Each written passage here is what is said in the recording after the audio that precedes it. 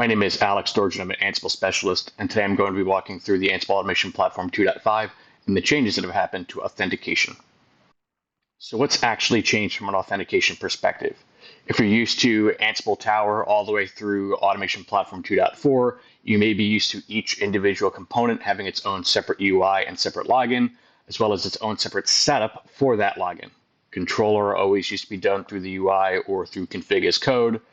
Automation Hub would be done through the installer itself, and then event-driven Ansible only had local auth available. This also meant that I had separate organizations, teams, and role-based access control for each individual component.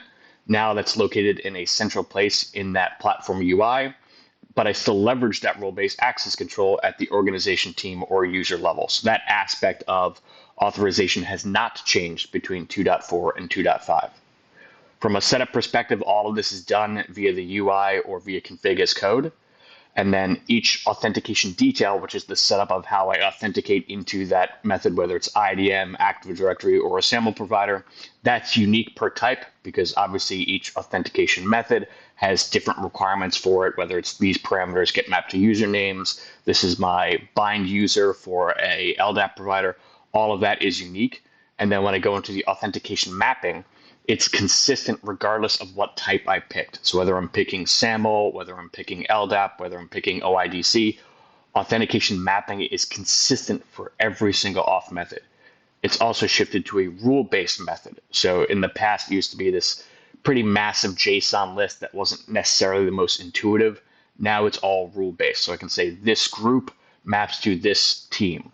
This user, LDAP attribute maps to this exact organization admin. So all of that's handled, so I don't have to worry about organization aliases or team aliases from a SAML perspective, and it's just much more intuitive. There are also some changes if you are using SAML to make sure all of your attributes are correctly pulled into the automation platform and mapped, and to get transparent login actually set up and working. So let's jump into a demonstration to show how these things have changed. So jumping into the demonstration, as you can see, I've already logged into the automation platform. But if you've never been here before, everything's broken down now into various sections based on what used to be individual components. So I've got that section for automation controller. I have a section for event-driven Ansible, and I have a section for automation hub.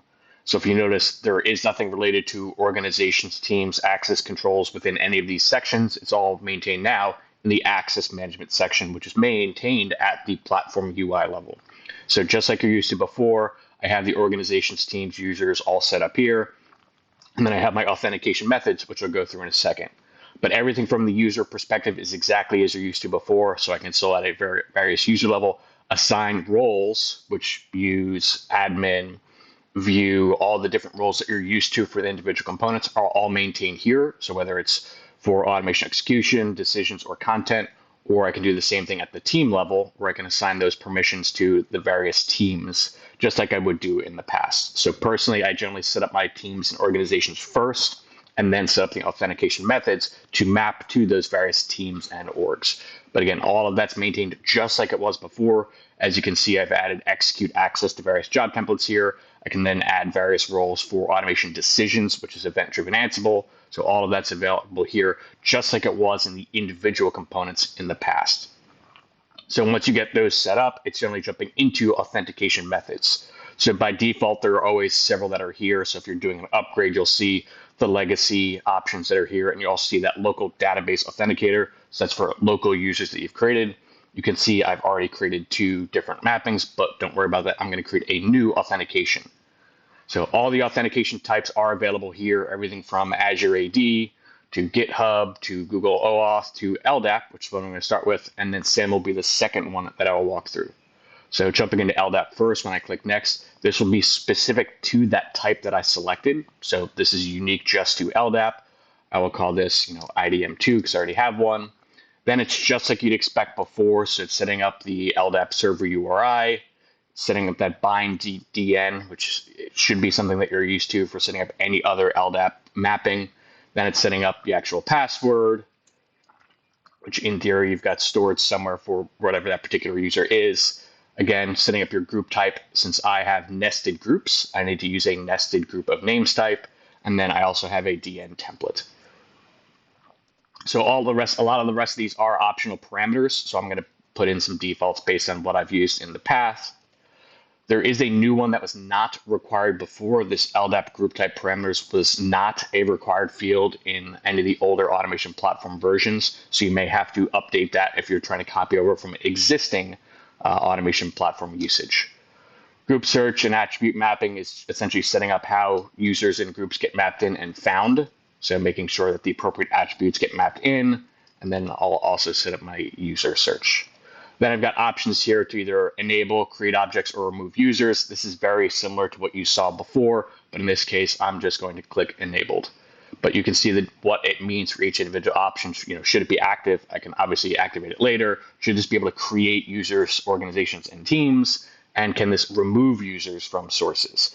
So if a user no longer exists, it would, or they've changed roles, so they're no longer a system administrator, they're just a normal user, it would handle those processes. So you can check as many or as few as you want. Then this jumps to that mapping screen that I talked about. This is consistent across every authentication type. So I can just click Add Authentication Mapping, and these are the 5 options that exist. So allow allows access into the platform itself. Organization obviously maps into an individual organization that you've created. Team assigns to a team. Then I can add in a role. So if my role is something as simple as an org member or something like that, I will say generally I don't really use personally the role option. And then there's the super user option, which is essentially setting up to be a admin or the system administrator for the platform. So obviously role is more likely to use if you have a platform auditor that you want to get set up. But for now, I will do allow, and then I'll do organization as well. So I'll do allow access to AAP. And then you've got multiple triggers. So there are 4 triggers, again, regardless of what authentication type that you use. Always, never are fairly straightforward. Groups are what I use for LDAP, and then attributes are what I use for SAML, which I'll walk through in a second. So when I click groups, you'll see I can click revoke, which means remove access if someone isn't part of this particular thing. Operation is or and. If I have multiple groups that someone has to be a part of to be able to be mapped to this particular group in the platform, I would pick and. If I'm only putting in one LDAP group, I can just use or and. It does not matter. So I can click select groups. If you notice, nothing's here. So in this case, I would start typing in, CN equals so on and so forth, or in my case, I'm just going to copy and paste. And this is going to, and then I just click create. And this will now allow access into the platform. Fairly simple for allow, but let's jump into something like mapping to an organization. As you saw, I already have several orgs that exist. So let's say, network org mapping. And this, again, I'll have triggered on groups. I'll keep it as an or in this case. And because I've already created that one group, it will populate here. If there's a separate group that you've got that you still need to populate in, you can just type that in this situation. So that's kind of the nice thing is the drop down makes it a little bit easier as you've pre-populated groups. So especially if I've got one thing to map into an org and then I want to map it into a team later on, that will pre-populate. And also when I click organization, it shows all the orgs that I've already created. Yes, you can type in a new one. So if I've got a random org of, let's just say Azure, I can type it and then, add it in there. This will basically create that organization for me. But in my case, I do want to add them to my networking org because this is a networking group. And then I can pick org admin or org member. So this is the same thing, works for teams as well. So if I go back and just go to teams, network team, I'll go once again to groups.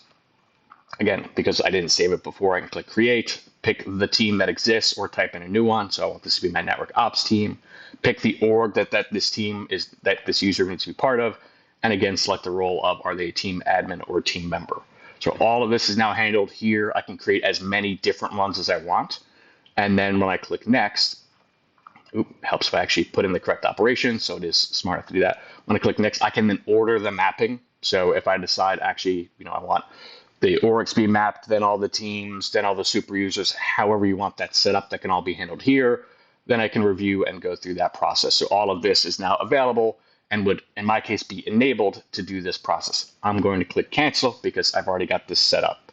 So this allows the login then via normal LDAP login. So the LDAP login works the same, whether it's through the UI here or it's through the API. It will still leverage my LDAP user. and I'm basically just going to enter this in. So if you also notice, these are ordered, so I can change the order of these. If you notice, I've got IDM first, then my SAML login of Okta, then I use my local user. You can adjust these so that I can manage authentications and adjust the order based on how you want the platform to handle that. So the next thing I'm going to do is create that SAML login because there are quite a number of things that have changed here. If you notice, this now looks completely different than what you saw for the LDAP setup. So I'm going to call this, Okta SAML. This will then be a large portion of kind of what you're used to from a SAML perspective. So obviously my entity ID will be my platform, the SAML public cert. So this is kind of one of the things that you should create. Easiest way to do that is in, anything that has OpenSSL. I can run this command to generate a key and certificate that I can use. You can adjust the days, all of that. You can adjust the names. And then essentially what this has done is this has created these two available for me. So I've got a cert.pem, and I can just copy and paste this into that field. So this is my certificate. And then obviously the private key is that private key that I'll paste in a second.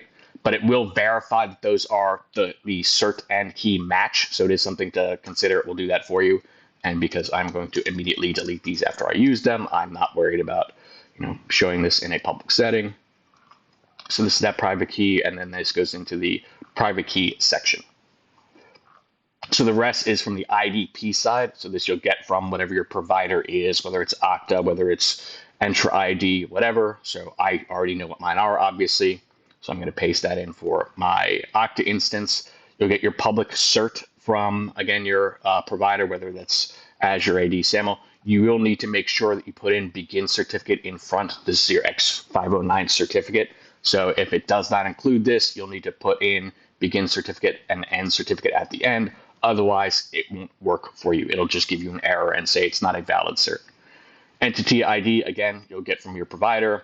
And then this is just the mapping that you're used to from whatever your SAML provider is. So if I go into, in my case, my Okta instance, you'll see that I've got various attributes that are getting mapped in: first name, last name, email, username, so on and so forth. That's basically what I'm going to provide to map that into the automation platform. So this, when a user logs in, this will map in their email, username, last name, and first name. So I'm going to leave this blank. So A, it's not a required field, and B, this will get auto-populated after I save. So this will give me a random login based on the name of what I called this, and this will end up being that ACS URL that goes into your SAML provider. A few other things. So there are some additional authenticator fields. So by default, when I log in, if I make no other changes to this, the only parameters that would be available to map in the mapping session would be email, username, last name, and first name. That's it. If you notice, I have additional fields here. I have organization, department, user type. None of those would be available for mapping unless I do one of two things. I can either, in this additional authenticator fields, populate in this YAML, which is get all extra data true, which means every attribute that gets sent from my SAML provider I want to leverage, or there's a section at the bottom for SAML IDP to extra data attribute mapping. I can put in a list of attributes that I want to also include.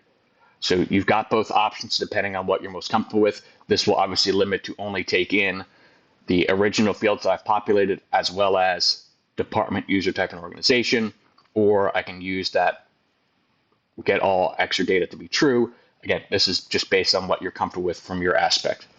Organization info, you can be exactly the same as you're used to within the automation platform, so I'm just going to paste those in. Technical contact and support provider contact, again, is exactly what you're used to. And then I'm going to add in some extra config data. So again, this is exactly the same from here on out from the actual mapping, but I will walk through that because this is now leveraging attributes versus leveraging the groups that I used before. So again, I'll start with, in this case, organization. So let's call this again network org. Trigger in this case, instead of selecting groups, I'm going to select attributes because I'm leveraging SAML attributes to make this mapping happen. So in this case, again, or and, depending on how you want to leverage this. I'm going to pick or, and then I'm going to know that my organization maps to conveniently organization. And then you've got a comparison. So depending on if you're leveraging regex, whether you want it to be equal, matches, contains, that's all up to you.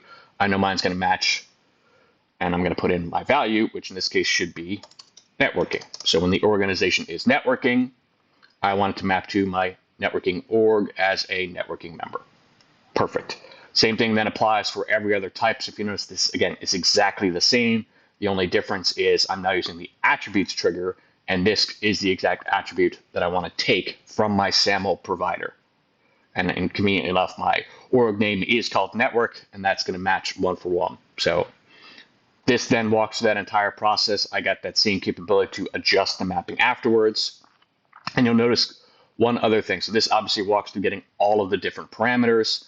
Once this is set up, I'll now have this Okta button, which will leverage the name of what I call that authentication method. But I talked about before, hey, I want transparent SAML setup. So that is something that is different from 2.4 and older. It used to be whatever parameter you put in, there was a key where I could call it, Okta, my IDP. That's changed. So it's still the default relay state is the period and function that I want to do, but it's going to be the same, but I'll show how I figured this out. So in the API, I went to the API Gateway V1 UI auth for my existing Okta SAML login that I've created. There's this login URL. And if you notice, it adds this question mark IDP equals capital I, lowercase d, capital P. This IDP is my default relay state that I want to put into my SAML provider for transparent login to work. So in my case, in Okta, all I did was in that default relay state, I put in default relay state of IDP. So now from, in my case, my Okta provider, you'll notice I'm completely logged out. I'm not going to click this button. I'm going to go to my apps dashboard and I'll just click here. And this will successfully bring me into the platform. So this took me quite a bit to figure out. That is a key aspect. If you want transparent logins to work from your SAML provider, you need to make sure that your default relay state or relay state, whatever the field name is set to IDP. That will ensure that transparent logins work. So really, that's the two biggest things that I learned from the SAML side of things is default relay state needs to be IDP, and then the specific fields to make sure that everything gets mapped incorrectly. So making sure the additional authenticator field was either that get all extra data to be true, or the SAML IDP to extra data attribute mapping was the additional attributes that I want to get mapped into the platform.